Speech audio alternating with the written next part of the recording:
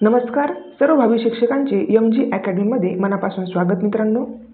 CTT परीक्षा जर पहिल्याच प्रयत्नात तुम्हाला पास व्हायचे असेल तर प्रश्नांचा सराव करणे खूप गरजेचे आहे. म्हणून आपण मराठीचे असे प्रश्न पाहणार आहोत जे परीक्षेच्या दृष्टीने अत्यंत महत्त्वाचे आहे. व्हिडिओ जो आहे तो शेवटपर्यंत नक्की बघा. चला वेळ न घालवता आपण आता प्रश्नांकडे वळूया. प्रश्न क्रमांक 1. भाषा संपादन आणि भाषा अध्ययन यातील मूलभूत फरक कोणता आहे? Option A. संपादन हेतुपरस्पर असते तर अध्ययन अनौपचारिक असते. बी. संपादन नैसर्गिक वातावरणात होते तर अध्ययन औपचारिक वर्ग व्यवस्थेत होते. सी. संपादन केवळ व्याकरण नियमावर आधारित असते. आणि डी. अध्ययन हे केवळ मातृभाषेचे होऊ शकते. आणि याचं योग्य उत्तर आहे ऑप्शन क्रमांक बी. संपादन हे नैसर्गिक वातावरणात होते तर अध्ययन हे औपचारिक वर्ग व्यवस्थेत होते. त्यानंतरचा प्रश्न क्रमांक 2. प्राथमिक स्तरावर भाषा शिकवण्यासाठी कोणते माध्यम सर्वात प्रभावी ठरते? जो प्राथमिक स्तर आहे त्याच्यात आपल्याला इथे भाषा शिकायची असेल तर त्यामध्ये माध्यम कोणतं प्रभावी ठरेल हे इथे आपल्याला ओळखायचं आहे. तर यामध्ये ऑप्शन ए. केवळ शिक्षकांनी बोलणे. बी. लवकर परकीय भाषेचा वापर सुरू करणे. सी. केवळ पाठ्यपुस्तक व व्याकरणाचा अभ्यास. डी. मुलांना त्यांच्या मातृभाषेतून बोलण्यास प्रोत्साहन देणे. आता इथे जर पाहिलं आपण तर त्याला प्राथमिक स्तरावर आपल्याला काय करायचे? भाषा शिकायची. मग त्याला कोणते माध्यम उपयोग ठरेल? फक्त शिक्षकांनी बोलणे हे काही योग्य नाही, कारण विद्यार्थ्यांच्या ते फक्त ऐकत राहतील, त्यांच्या डोक्यावरून जाईल. त्यानंतर बी जर बघितलं तर परकीय भाषेचा जर वापर सुरू केला तर ते विद्यार्थ्यांना ते पण काही व्यवस्थित आत्मसात होणार नाही. आणि केवळ पाठ्यपुस्तक आणि व्याकरणाचा अभ्यास केला तर ते विद्यार्थ्यांना काय होईल? कंटाळवाणे वाटेल. म्हणून ह्याचं करेक्ट जे आन्सर आहे ते आहे ऑप्शन क्रमांक डी. मुलांना त्यांच्या मातृभाषेतून बोलण्यास प्रोत्साहन देणे. त्यानंतरचा प्रश्न क्रमांक 3. विद्यार्थ्यांनी केलेल्या भाषिक त्रुटीकडे शिक्षकांनी कसे पाहावे? त्या पूर्णपणे दुर्लक्षित कराव्यात. बी. त्या अध्ययन प्रक्रियेचा नैसर्गिक भाग आहेत. सी. त्या लगेच वारंवार दुरुस्त कराव्यात. डी. त्रुटी करणाऱ्या विद्यार्थ्यांना शिक्षा करावी.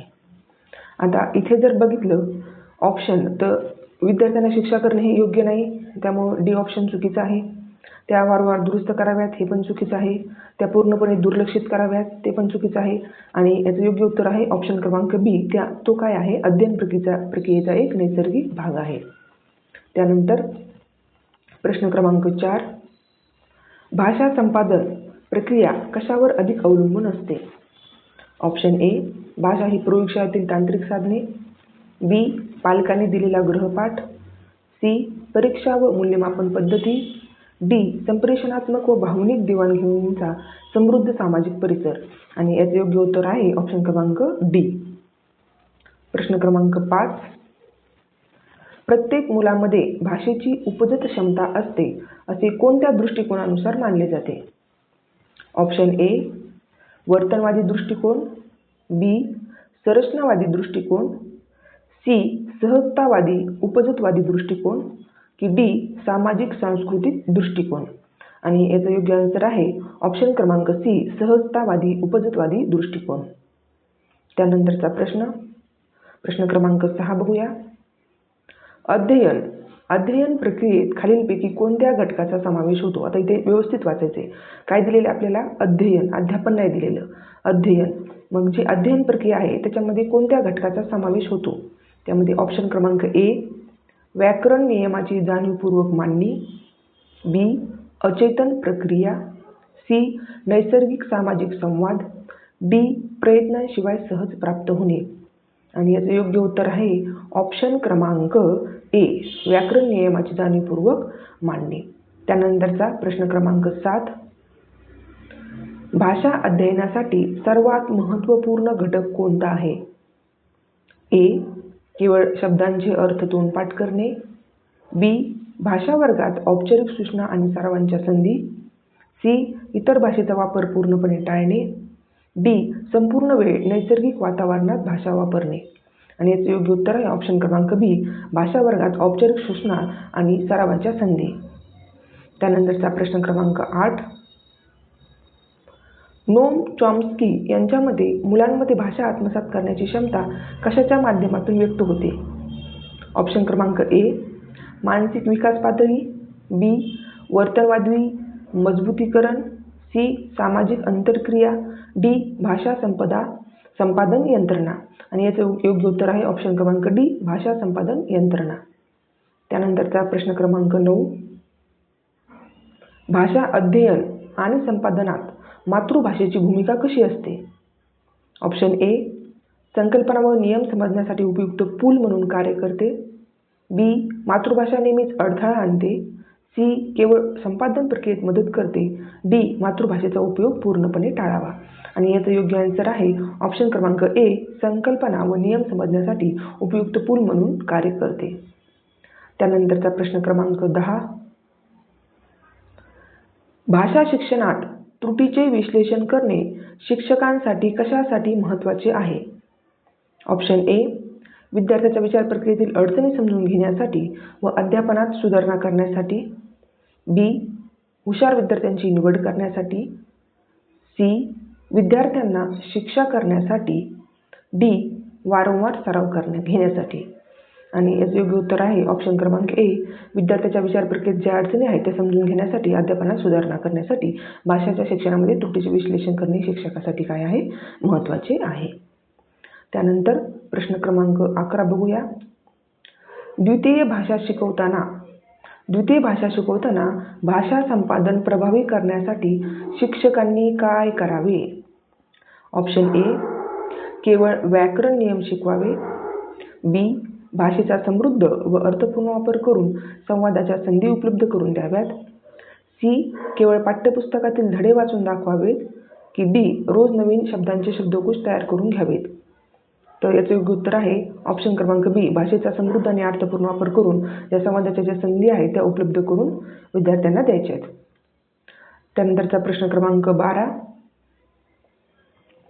व्याकरण नियमाशिवाय केवळ ऐकून आणि बोलून भाषा शिकण्याची प्रक्रिया कशाशी संबंधित आहे? म्हणजे इथं काय आपल्याला विचारले की व्याकरणाचा नियम नाही वापरायचा, फक्त ऐकून आणि बोलून भाषा शिकण्याची प्रक्रिया जी आहे ती कशाशी संबंधित आहे? ए, लेखन कौशल्य. बी, भाषा अध्ययन. सी, वाचन कौशल्य. आणि डी, भाषा संपादन.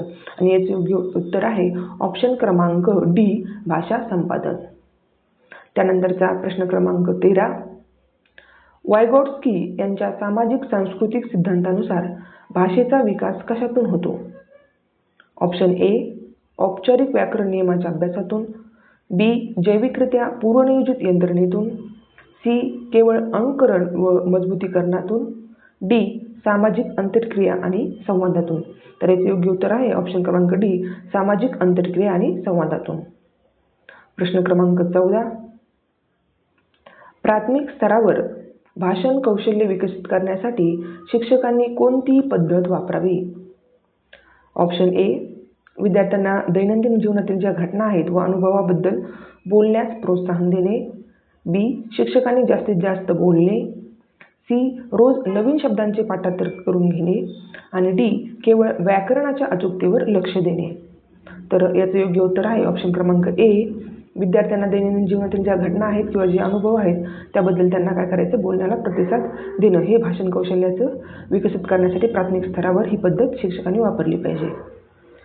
त्यानंतर प्रश्न क्रमांक 15. एकात्मिक भाषा शिक्षणात कोणत्या कौशल्यांना एकत्रित केले जाते? ए, केवळ मातृभाषा व द्वितीय भाषा. बी, केवळ व्याकरण व शब्दसंग्रह. सी, श्रवण, भाषण, वाचन आणि लेखन. डी, केवळ वाचन व केवळ लेखन. आणि याचे योग्य उत्तर आहे ऑप्शन क्रमांक सी, श्रवण, भाषण, वाचन आणि लेखन. त्यानंतरचा प्रश्न क्रमांक 16. भाषा अध्ययनात व्याकरणाचे स्थान काय आहे? ऑप्शन ए, ते आवश्यक नाही. बी, ते केवळ उच्च माध्यमिक स्तरावरच महत्त्वाचे आहे. सी, ते विद्यार्थ्यांसाठी अडथळा आहे. आणि डी, भाषा वापराची अचूकता सुधारण्यासाठी ते एक साधन आहे. तर याचे योग्य आन्सर आहे ऑप्शन क्रमांक डी. त्यानंतरचा प्रश्न क्रमांक 17 बघूया. भाषा संपादन आणि अध्ययनात भाषांतर कशा प्रकारे उपयुक्त ठरते? ए, नवीन भाषिक संकल्पना, विचार, नियम हे मातृभाषेतून समजण्यासाठी आधार म्हणून कार्य करते. बी, ते भाषिक विकास थांबवते. सी, ते केवळ उच्च स्तरावरील विद्यार्थ्यांसाठी उपयुक्त आहे. डी, ते सर्जनशीलता कमी करते. आणि याचे योग्य उत्तर आहे ऑप्शन क्रमांक ए. त्यानंतरचा प्रश्न क्रमांक 18. भाषा संपादन ही प्रक्रिया बालकेंद्रित असते कारण ऑप्शन ए, ती शिक्षकांच्या नियंत्रणाखाली घडते. बी, ती औपचारिक पद्धतीने पूर्ण होते. सी, मूल स्वतःच्या नैसर्गिक गतीनुसार आणि गरजेनुसार भाषा आत्मसात करते. डी, या प्रक्रियेत शिक्षकांना जास्त श्रम करावे लागत नाही. आणि याचं योग्य उत्तर आहे ऑप्शन क्रमांक सी. त्यानंतरचा प्रश्न क्रमांक 19. प्राथमिक स्तरावर भाषण कौशल्य विकसित करण्यासाठी शिक्षकांनी कोणती पद्धत वापरावी? ए, विद्यार्थ्यांना त्यांच्या दैनंदिन जीवनातील घटना व अनुभवाबद्दल बोलण्यास प्रोत्साहन देणे. बी, शिक्षकांनी जास्तीत जास्त बोलणे आणि विद्यार्थ्यांना फक्त ऐकणे. सी, रोज नवीन 50 शब्दांचे पाठांतरण करणे. डी, केवळ व्याकरणाच्या अचूकतेवर लक्ष केंद्रित करणे. तर याचं योग्य उत्तर आहे प्राथमिक स्तरावर भाषण जे कौशल्य विकसित करण्यासाठी कोणती पद्धत वापरली पाहिजे, तर त्याचं ऑप्शन आहे ऑप्शन क्रमांक ए, विद्यार्थ्यांनी त्यांना दैनंदिन जीवनात ज्या घटना आहेत किंवा जे अनुभव आहेत ते बोलण्यास त्यांनी काय करायला पाहिजे, प्रोत्साहन देणे. याचं योग्य उत्तर आहे ऑप्शन क्रमांक ए. तर मित्रांनो, हे होते आपले आजचे CTETचे महत्त्वाचे प्रश्न. जर तुम्हाला हा व्हिडिओ अभ्यासपूर्ण वाटला असेल आणि आगामी CTETच्या परीक्षेत जर नक्की यश मिळवायचे असेल तर चॅनलला आत्ता सबस्क्राईब करा, जेणेकरून पुढील व्हिडिओ तुमच्याकडून मिस होणार नाही. आणि व्हिडिओला लाईक करा, शेअर करायला विसरू नका. धन्यवाद अँड ऑल द बेस्ट.